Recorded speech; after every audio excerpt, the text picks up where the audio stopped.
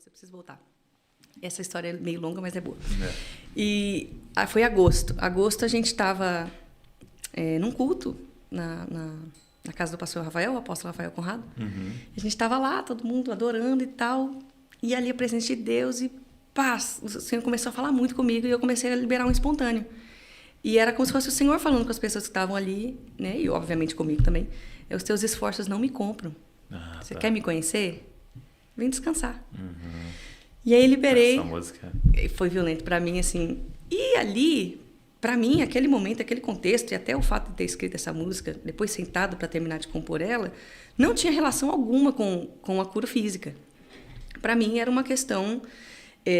eu passei por um período muito complicado assim, no Brasil. Foi um dos motivos de eu ter deixado o Brasil, inclusive, que foi de uma liderança extremamente doentia. Eu tinha uma liderança doentia, assim. Então, e isso gerou muitas sequelas no meu corpo, muitas feridas na minha alma.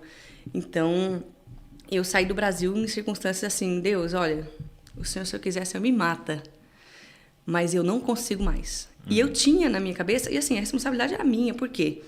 Eu tinha na minha cabeça uma ideia, uma vaidade, um pecado da vaidade tão grande, que eu pensava que agora eu tenho um novo título aqui dentro dessa instituição. Agora eu vou mudar as coisas. Agora eu vou poder fazer.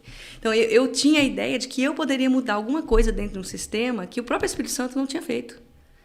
Então, não. O dia que eu me casar, eu vou conseguir mudar isso. Não, o dia que eu for uma pastora, eu vou conseguir mudar isso. O dia que eu assumir mais uma responsabilidade na instituição. O dia que isso e aquilo acontecer, então vai mudar. E eu ia ficando calada e quieta e sofrendo aquilo. Eu tive depressão, tive burnout, foi violento, assim. E as pessoas, inclusive, não reparavam, porque com a minha personalidade, é diferente. Eu não sou o tipo de pessoa que eu ia parar, deitar na cama e chorar o dia inteiro. Eu ia avançando. E eu fazia cada vez mais coisas, e cada vez mais coisas, cada vez mais coisas, até a hora que eu explodia.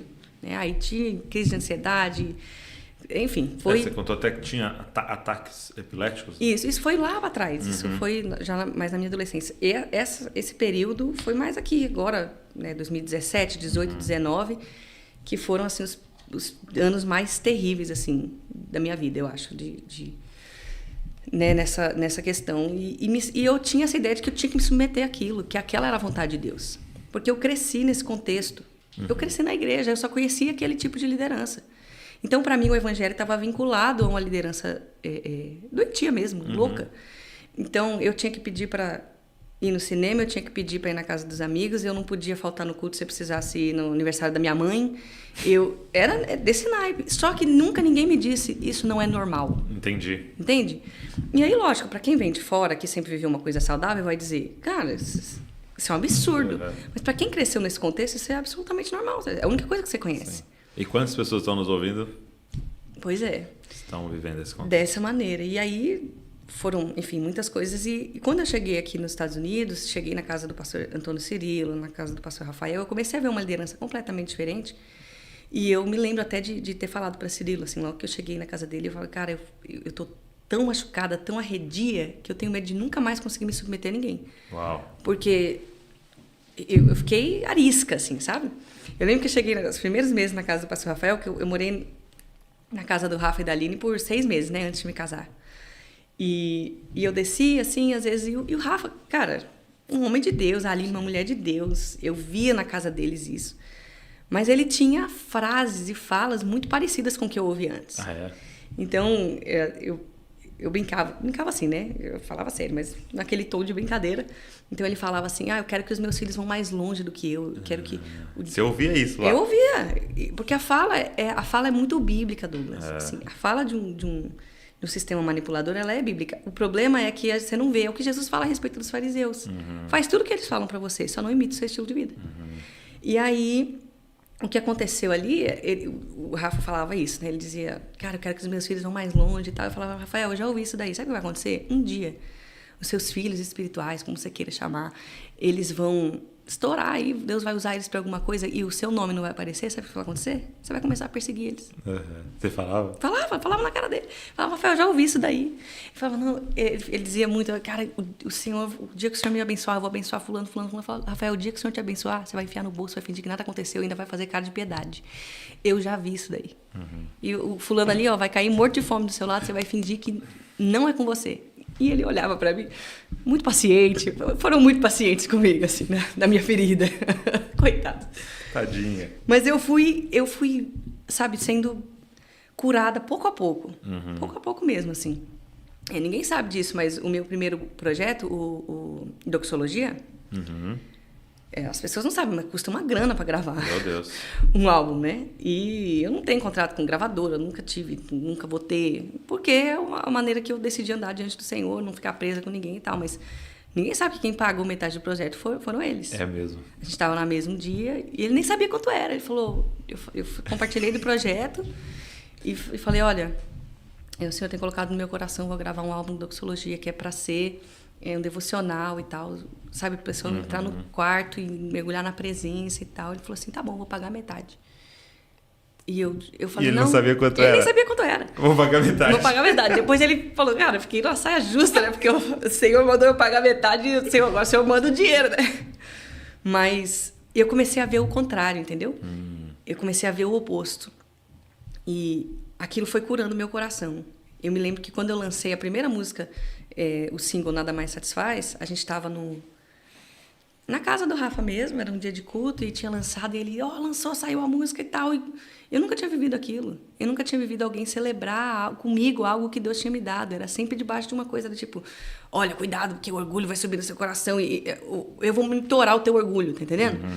Era muito louco isso pra mim. Então, eu não sabia lidar com elogio, eu não sabia lidar com as pessoas, porque era tudo, eu precisava diminuir, porque senão, imagina se um dia eu fizer uma coisa que foi uma boa coisa e aí a perseguição é certa, entende? E dentro, no contexto que era chamado família. E ali eu me vi naquela reunião, as pessoas assistindo o vídeo, adorando e celebrando o que Deus estava fazendo através da minha vida. Aquilo para mim foi, eu falo, chega ao meu coração, eu me emociono, né? Porque eu não tinha vivido, eu não sabia o que era aquilo. Eu não sabia o que era poder celebrar coisas que Deus estava fazendo. E é muito doido você falar disso, porque...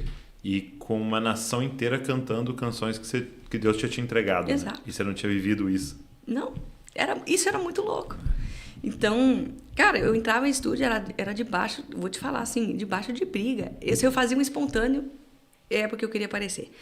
Não é, tipo assim, não é brincadeira. E eu queria que fosse, mas não era. Por que você fez esse espontâneo? Por que você falou isso? Por que você... E eu ficava... Eu vivia tensa, eu vivia... travada, eu não ria, eu era uma pessoa amarga, eu tinha me tornado uma pessoa muito amarga, então isso foi me afundando, né? E aí todo mundo olhava e, ai, que bênção, né? Glória a Deus. E eu, cara, glória a Deus, Deus fez muitas coisas através disso, mas Deus sabe como eu tava, qual era o estado da minha vida, né?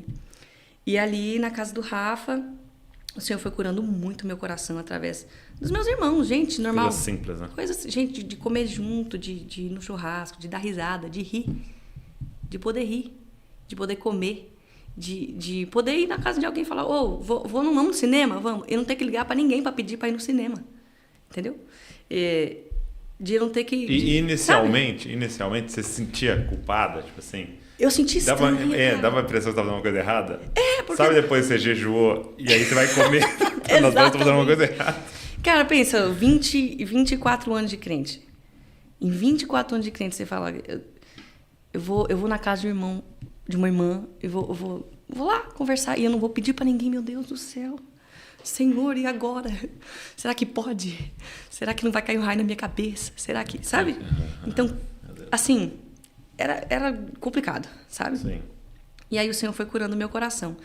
Quando foi em agosto, eu sentei, tinha feito esse espontâneo e sentei e falei, cara, o Senhor tem algo aqui. Foi, inclusive, a última palavra que eu liberei no Brasil para uma equipe de louvor, que eu liderava no Brasil, foi Cantares capítulo 1. Quando a Sunamita vai dizer, né? Beija-me com os beijos da tua boca, melhor o teu amor do que o vinho e tal. E ela começa a dizer, não olha para mim, eu tô morena, eu tô queimada do sol, porque os meus irmãos me obrigaram a cuidar da vinha. A vinha que era minha, eu não cuidei. E aquela foi a última palavra que eu ministrei. Depois o Senhor me enviou aqui para os Estados Unidos e eu vim, assim, literalmente de um dia para o outro. O Senhor falou comigo dia 24 de dezembro. Dia 25 eu fiz uma mala com uma calça jeans, 3 camisetas e vim. aproveitei que tinha milhas. Foi um milagre, assim. Tudo que o Senhor fez foi um milagre. Mas eu vim literalmente de um dia para o outro, desfiz no meu apartamento, entreguei a chave do apartamento para minha irmã e falei, ó, dá tudo. Não sei quando eu volto, não sei se eu volto, não sei como é que vai ser. Eu só sei que Deus está mandando eu tô indo. E fui. E fiz o que era bíblico, né? Mateus 18, deixei lá o que precisava ser feito e vim. E aí, cheguei muito arrebentada, né? Então, essa tinha sido a última palavra que eu tinha ministrado lá. Estava no meu coração, sentei no piano e compus A Tua Mesa Cura. Porque eu me vi, de repente, cercada de irmãos, de família. Eu não tinha agenda, porque, lógico, veio a pandemia e eu mesma não queria saber. Cara, eu não queria saber. Eu nunca esqueço um dia, eu tinha ministrado na Bahia, da Bahia eu fui para Minas, de Minas eu fui para Atibaia. Quando chegou em Atibaia já não tinha voz, eu estava acabada. Assim, tinha sido 3 semanas, eu estava morta. E eu lembro que eu deitei assim na cama, as lágrimas corriam assim, e eu falava para Deus, eu não quero essa vida. Não é essa vida que eu quero. Se não foi para isso que o Senhor me chamou. O que eu estou fazendo? Sabe? Eu estou indo numa agenda atrás da outra porque alguém marcou e disse que Deus disse para ir. Mas Deus não falou comigo. E essa era uma das coisas muito comuns. Deus só fala com você se Deus falasse com o outro líder antes. Costura o véu, entendeu? E muita gente vivendo isso. Eu estou, inclusive, falando isso. Você está vivendo isso, quero dizer para você, não é normal, não está certo, não está certo. Óbvio, tudo que Deus fala conosco, a gente joga na mesa, entre irmãos. Mas nunca pode ser um cara, uma mulher falando, olha, Deus está mandando você fazer isso e acabou. Isso não passa pelo julgamento do corpo de Cristo, né? É bíblico que se julguem as profecias.